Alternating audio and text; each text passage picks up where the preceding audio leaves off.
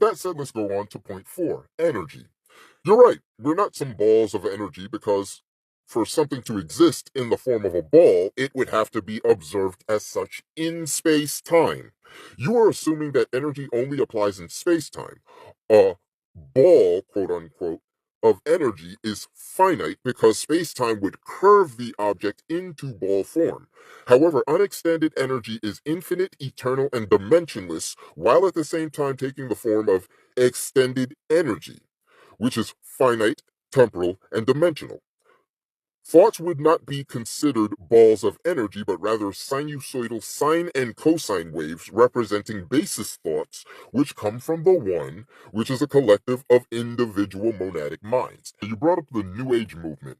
The New Age movement does speak of energy very extensively, as you mentioned, although I conclude that New Age beliefs are kosher as well, just like the Abrahamic beliefs.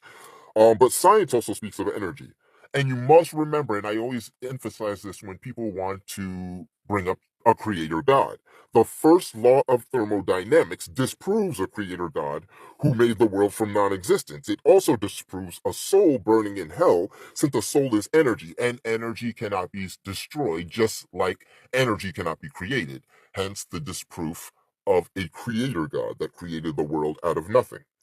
You also say that we are not allowed to manipulate energy, but we literally do that every day. When we think a thought and act on it, we manipulate energy. When we drive a car, when we do any kind of action, either in thought or in deed, we manipulate energy. Because if we didn't, we would just be frozen in stasis.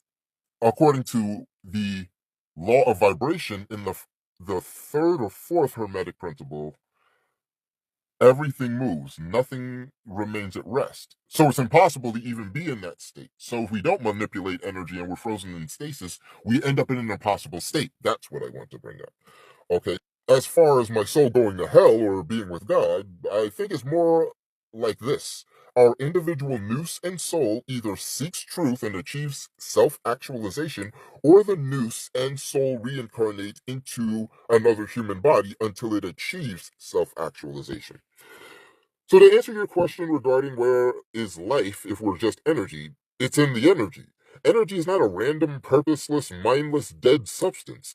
Energy is living, it's purposeful, it's teleological, it's infused with mind, and it has an entelechy.